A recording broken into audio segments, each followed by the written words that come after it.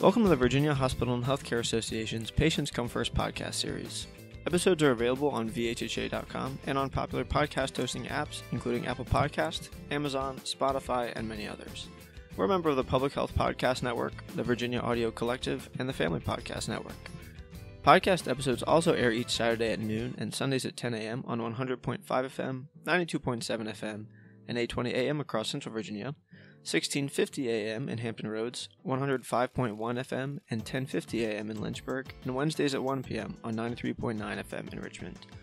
Please send questions, comments, feedback, or guest suggestions to pcfpodcast@vhha.com. Again, that's pcfpodcast@vhha.com. I'm your host, Will Selden, and today we are excited to be joined by Caitlin Berry, an occupational therapist who works for Sportable, which is a Richmond-based adaptive sports organization. In just a moment, we'll talk more about the mission of Sportable, Caitlin's work as an occupational therapist, and some more. But first, Caitlin, welcome to the show. Thanks for joining us. Thanks for having me, Will. Happy to be here. Yeah. Well, it's our tradition on this podcast to start by just letting our guests share a little bit more about themselves. So we have a little bit of background information. We know you earned degrees from Tech and VCU, Virginia Tech, that is, for our non-local folks. After attending Atlee High School, I believe, in Hanover County, so you're a Richmonder. You've worked with special needs students in public schools and occupational therapy roles with a couple different organizations. And then you got involved with Sportable a little while ago through volunteering and then joined the team there on a full-time basis shortly thereafter. So I know those are just a few of your unique details in your personal story, but what else should people know about you? So I grew up locally in Hanover County and then came back to Richmond after going to Virginia Tech and getting my undergrad degree in human development. I went to Virginia Commonwealth University, VCU, Go Rams, to get my master's in occupational therapy. Entering OT school, I knew I was really passionate about the field, but was really kind of wide open with what specialty or kind of practice area I wanted to go into. I landed in pediatric practice to start, and that's where I spent the first 7 years of my career. During that time, I was volunteering a lot with Sportable. I actually started volunteering with Sportable when I was a student at VCU. So just was involved in the organization in a lot of different capacities, from helping out with different adaptive sport programs like adaptive swimming or power soccer, and then continued to be involved through leadership opportunities like the associate board and assisting with their annual tailgate fundraiser. And then a position opened up at Sportable back in 2021 to lead new wellness programs that they were beginning to offer.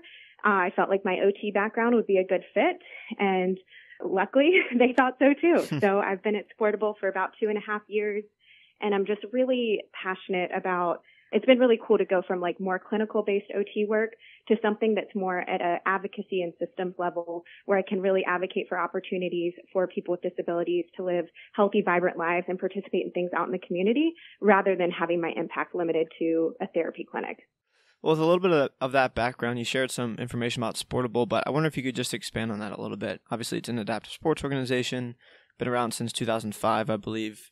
It supports hundreds of athletes each year, ranging from basketball, soccer, rugby, lacrosse, all those different things that you mentioned. If you would, just tell us a little bit more about the mission and some of the different types of programming that Sportable offers.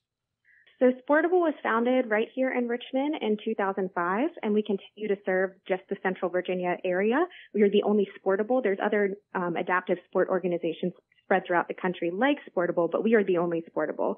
So back in 2005, a rec therapy student at VCU had the idea for Sportable and made it happen. Since that time, we have grown a lot. We provide adaptive sports, recreation, and wellness activities for people with physical disabilities or visual impairments. That includes both youth and adults. A lot of our athletes, you'll hear me use the word athletes, participants, members kind of interchangeably, but they have disabilities like cerebral palsy, stroke, spinal cord injuries and disorders like spina bifida as well, amputations, blindness, visual impairments, muscular dystrophies. All of our sports and programs are physically adapted to just help people participate at the highest level they can. So we have more than 16 different adaptive sport and recreation programs. And like I mentioned, I lead a lot of our wellness activities like ongoing mindfulness groups, exercise and fitness classes, and a lot of different opportunities that just help anybody with a physical disability get active and feel part of a community. That's really cool. And I guess now for our listeners, this is probably a good time to mention, Caitlin and I actually met a couple months ago when I got involved with Sportable. So I can personally attest that the work they do is fantastic. It's such a cool organization. So definitely encourage our listeners to look into it more. I want to shift gears here a little bit and talk about some of your background in occupational therapy. Many of our podcast guests are clinicians, and we often ask about their professional journey. So if you would, tell us a little bit about the work of occupational therapists, what attracted you to the profession in the beginning, and then some of the training required to get you there. Yeah, so occupational therapists are often thought to be therapists that help with your job or occupation, but actually in our field, the word occupation, that term, means anything meaningful that you do throughout your day and throughout your life. So in occupational therapy practice, occupations include getting dressed, brushing your teeth, cooking, driving, participating in leisure activities that are important to you. So occupational therapists are really about the work of helping people participate in the things that add value and meaning to their life. Depending on which field of practice, so for children, for instance, their primary occupation is play. So you'll see a lot of OTs working through play to develop really important developmental skills like fine motor skills and sensory processing and regulation.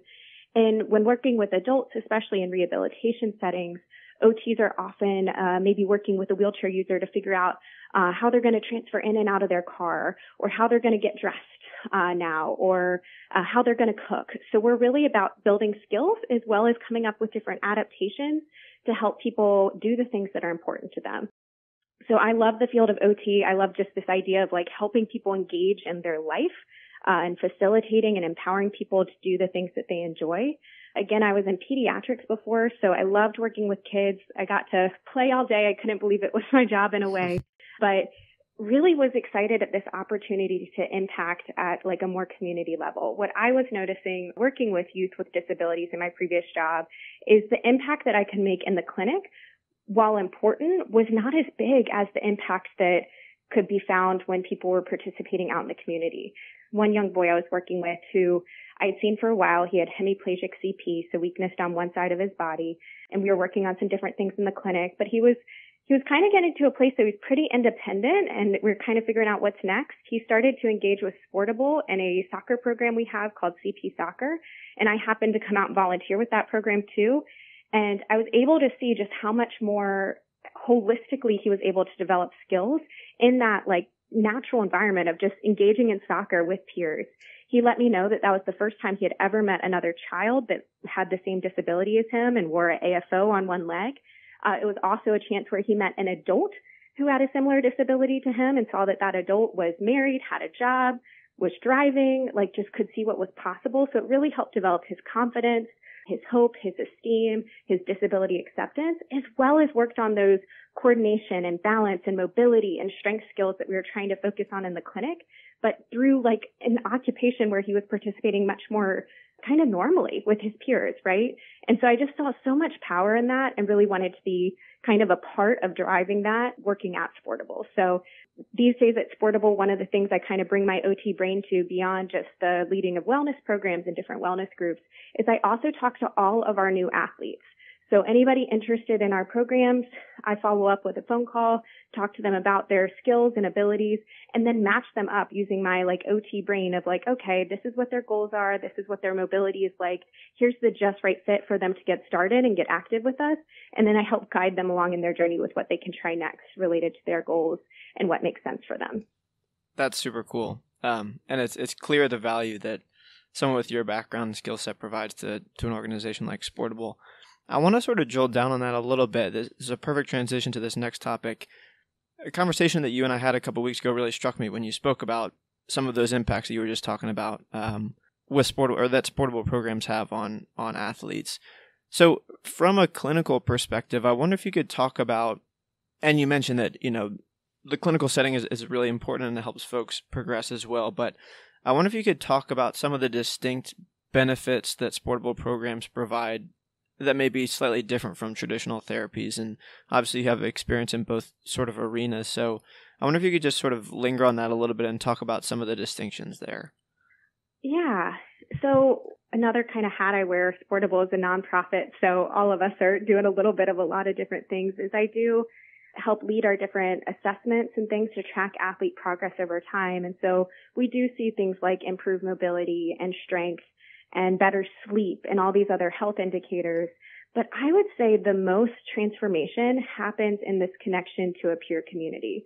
We have to remember that a lot of times people with a disability, even if they have social supports like close family relationships and friends, they can often feel isolated in their experience. They might be the only person that they know who used a wheelchair, or the only person that they know who's had a stroke, or maybe they met someone in rehab a while back, but they didn't stay connected. So at our programs, they're coming out and everyone just kind of gets it. Like if you can reflect personally on any time in your life, my personal hobby is running, and being around other runners, I just love the normalcy of like, we're like, yeah, we're all crazy. We're all training for this marathon. We just get it. There's like an unspokenness to it. And that's what we see in our programs too. One story I did want to share is about athletes in our wheelchair rugby program. So the sport of wheelchair rugby was actually invented for people with tetraplegia or quadriplegia, or impairment in at least 3 out of 4 limbs. So sometimes that's high-level spinal cord injury, sometimes that's quadruple amputees, things like that. It used to be called murder ball. It's a highly aggressive, high-contact sport, really competitive. But through that program, often people are connected to peers and are able to learn life skills from those peers. There's a great story about a 20-some-year-old young man that joined our wheelchair rugby program. That is one of our teams that travels to compete in different regional tournaments around the Mid-Atlantic region. And he was bringing his mom with him in order to help with his bowel and bladder routine because he wasn't independent in that yet. So his rugby teammates were like, what do you mean you need to bring your mom? I think we can figure this out.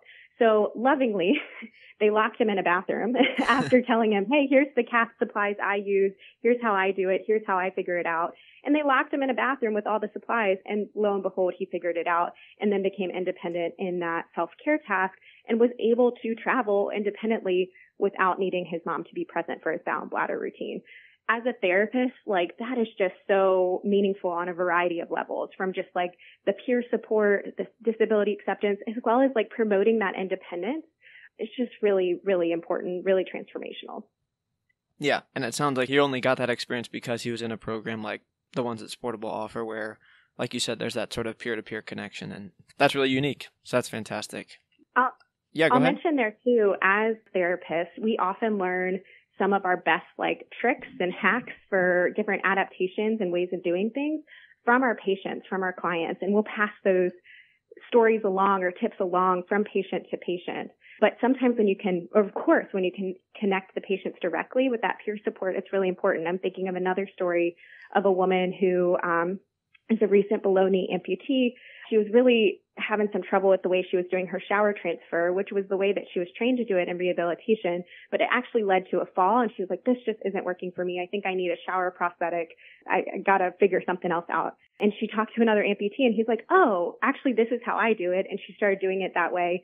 And now she's much safer in her shower transfer just from what she learned from a fellow amputee. So therapists know we have so much expertise, but nothing really replaces that lived experience of somebody with a disability who's figuring out ways of doing things every day and can share what they've learned with their peers just to help one another. There's so much empowerment in this community. Yeah, absolutely. Well, our listeners can tell based on what you've shared.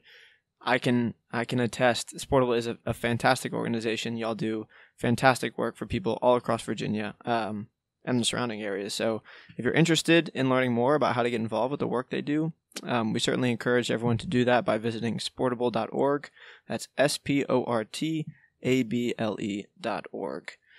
Kaylin, before we let you go, we have a fun tradition on the show to ask our guests a pair of sort of fun, silly questions just to close things out. So to keep our guests guessing, we have a list of 10 mystery questions that we'll draw from. So if you'll please select 2 numbers between 1 and 10, I'll read you those corresponding questions to close this out.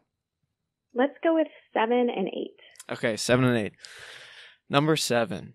If you could choose one superpower to have or any one skill to instantly master, what would it be and why? And I want to provide a little context on this.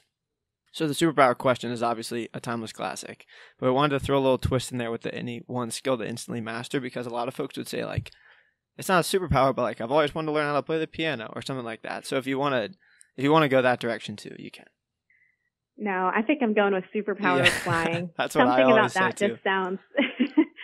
Just sounds wonderful. I love being outside in nature. I think of course, we know there's healing benefits of being outdoors. It's my happy place. And just this idea of being able to fly and get to all these beautiful outdoor locations quickly and see them from that vantage point anytime I want just sounds lovely. Yeah. Yeah. Better than playing the piano, some might say. But that's, I guess, to each their own. Okay. And number 8. You've shared a couple of these already, but tell me one memory from your life that whenever you think of it, it makes you smile. Ooh, gotta think about that one for a moment. Yeah, that's fine. Take your time. I think I'll share the memory of the first time that I ran a marathon. So I'm very involved with the Richmond running community personally, and had trained with a local marathon training team, met new friends through it, finished a marathon, and I'm a believer in just kind of reflecting back on the small choices you make. Running a marathon may not seem like a small choice, but just the small choices you make of saying yes to something that really has the power to transform your life.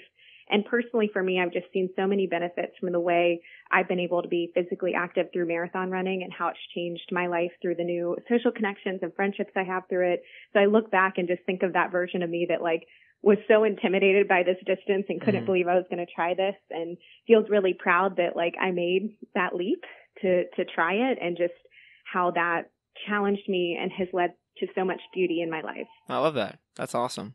Well, those are two fantastic answers, and with that, we have come to the close of another episode of the Virginia Hospital and Healthcare Association's Patients Come First podcast. If you liked what you heard, please make sure to leave us a 5-star review on Apple Podcast and subscribe so you know when new episodes are released. I want to once again thank our guest, Caitlin Berry, for joining us today.